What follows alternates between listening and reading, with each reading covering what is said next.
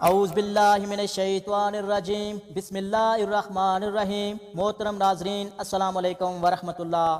آج ہمارا موضوع یہ ہے کہ جناب رسول اللہ صلی اللہ علیہ وآلہ وسلم کی وفات پر حضرت فاطمہ رضی اللہ عنہ اور حضرت بلال رضی اللہ عنہ نہایت ہی غمگین تھے۔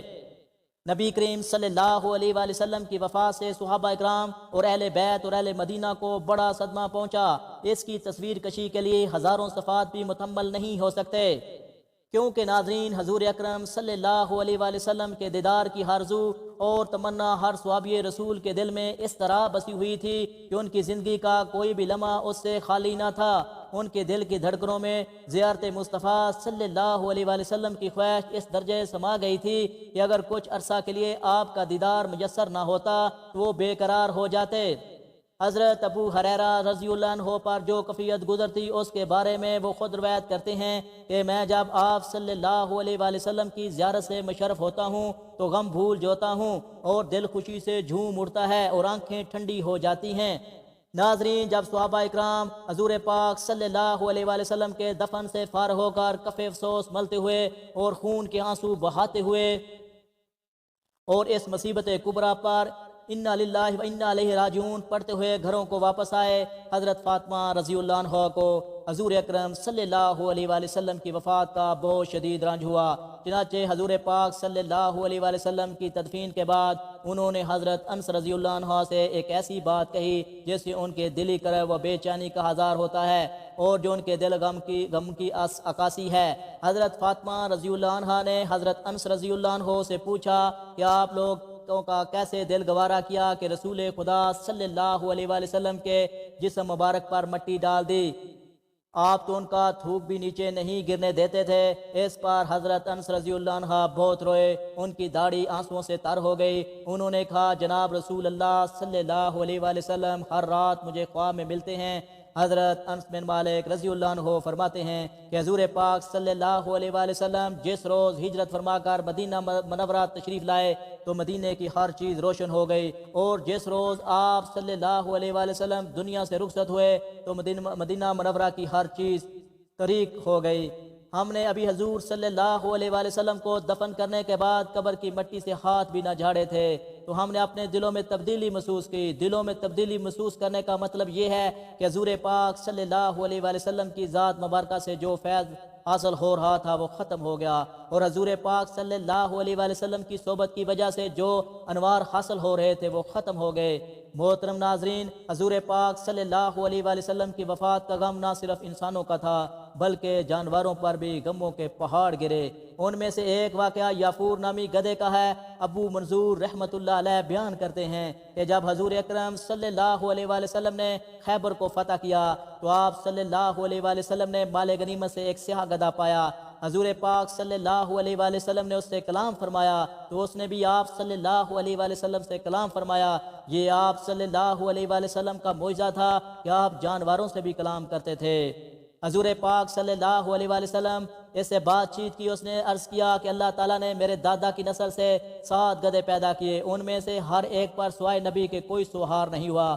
میں توقع رکھتا ہوں کہ آپ مجھ پر سوہار ہوں، کیونکہ میرے دادا کی نسل میں سوائے میرے کوئی باقی نہیں رہا، اور انبیاء کرام میں سوائے آپ کے کوئی باقی نہیں رہا۔ میں آپ سے پہلے ایک یہودی کے پاس تھا، میں اسے جان بوجھ کر گرا دیتا تھا، وہ مجھے بھوکا رکھتا تھا اور مجھے مارتا پیٹتا تھا۔ راوی بیان کرتے ہیں حضور پاک صلی اللہ علیہ وآلہ وسلم نے اسے فرمایا آج سے تیرا نام یافور ہے، اس نے لبیک کہا۔ راوی بیان کرتے ہیں کہ نبی اکرم صلی اللہ علیہ وآلہ وسلم اس پر سواری فرمایا کرتے تھے، اور جب کسی شخص کو بلانا ہوتا تو یافور کو بھیجتے، وہ اس کا دروازہ کھٹکھٹاتا، وہ سمجھ جاتا کہ اللہ کے رسول بلا رہے ہیں۔ جب نبی اکرم صلی اللہ علیہ وآلہ وسلم اس دنیا سے ظاہری پردہ فرما گئے تو یافور ادھر ادھر پھرتا اور پاگلوں کی طرح ٹکریں مارتا تھا۔ بالآخر اسے چین نہ آیا اور ایک کنویں میں چھلانگ لگا دی اور وہیں اس کی قبر بن گئی۔ حضرت بلال رضی اللہ عنہ جسے عاشقوں کا سردار کہا جاتا ہے، رسول خدا صلی اللہ علیہ وآلہ وسلم نے انہیں اپنا موزن بنایا تھا۔ سفر حضر میں حضور پاک صلی اللہ علیہ وآلہ وسلم کے ساتھ رہتے تھے۔ جب حضور پاک صلی اللہ علیہ وآلہ وسلم کی وفات ہوئی تو عاشق مصطفیٰ صلی اللہ علیہ وآلہ وسلم یہ خیال کر کے شہر دلبر مدینہ منورہ سے چلے گئے کہ جب یہاں حضور پاک صلی اللہ علیہ وسلم نہ رہے تو پھر اس شہر میں کیا رہنا۔ شام کے شہر حلب میں چلے گئے۔ کچھ عرصہ رہنے کے بعد خواہ حضور پاک صلی اللہ علیہ وآلہ وسلم کی زیارت نصیب ہوئی تو آپ صلی اللہ علیہ وسلم فرما رہے تھے، اے بلال، یہ کیا بے وفائی ہے، تو نے ہمیں ملنا ہی چھوڑ دیا۔ خواب سے بیدار ہوئے اور اٹھنی پہ سہار ہو کر لبیک یا سیدی یا رسول اللہ کہتے ہوئے مدینہ منورہ کی طرف روانہ ہو گئے۔ جب مدینہ منورہ میں داخل ہوئے تو سب سے پہلے مسجد نبوی کو پہنچ کر حضرت بلال کی نگاہوں نے آپ صلی اللہ علیہ وآلہ وسلم کو ڈھونڈنا شروع کیا۔ کبھی مسجد میں تلاش کرتے ہیں، کبھی حجروں میں۔ جب کہیں نہ پایا تو آپ صلی اللہ علیہ وآلہ وسلم کی قبر انور پر سر رکھ کر رونا شروع کر دیا۔ مدینے میں یہ خبر پھیل گئی کہ مؤذن رسول حضرت بلال رضی اللہ عنہ آگے ہیں۔ مدینہ منورہ کے بوڑھے، جوان، مرد، عورتیں اور بچے اکٹھے ہو کر عرض کرنے لگے، اے بلال، ایک دفعہ وہ اذان سنا دو جو محبوب خدا صلی اللہ علیہ وآلہ وسلم کے زمانے میں سناتے تھے۔ آپ رضی اللہ عنہ نے فرمایا، میں معذرت خواہ ہوں، کیوں میں جب اذان پڑھتا ہوں اشہد ان محمد رسول اللہ کہتے وقت آپ کی زیارت سے مشرف ہوتا تھا۔ آپ صلی اللہ علیہ وآلہ وسلم کے دیدار سے اپنی آنکھوں کو ٹھنڈک پہنچاتا تھا۔ ابھی لفظ ادا کرتے ہوئے کسے دیکھوں گا؟ بعض صحابہ اکرام رضی اللہ عنہ نے مشورہ دیا حسین کو رومین سے سفارش کرائی جائے، جب کہیں گے وہ انکار نہ کر سکیں گے۔ چنانچہ حضرت امام حسین رضی اللہ عنہ نے حضرت بلال کا ہاتھ پکڑ فرمایا، اے بلال، ہم آج آپ سے وہی اذان سننا چاہتے ہیں جو ہمارے نانا جان اللہ کے رسول صلی اللہ علیہ وآلہ وسلم کو اس مسجد میں سناتے تھے۔ حضرت بلال رضی اللہ عنہ انکار نہ کر سکے، لہذا اس مقام پر کھڑے ہو کر اذان دی۔ حضور پاک صلی اللہ علیہ وآلہ وسلم کی ظاہری حیات میں دیا کرتے تھے۔ ناظرین گرامی، جب آپ رضی اللہ عنہ نے باواز بلند اللہ اکبر کہا، مدینے کی پردہ نشین خواتین بھی گھروں سے باہر نکل آئیں۔ یہ منظر دیکھ کر لوگوں نے رسول خدا صلی اللہ علیہ وسلم تشریف لائے۔ آپ کے وصال کے بعد مدینہ منورہ میں اس دن سے زیادہ رونے والے مرد اور زن نہیں دیکھے گئے۔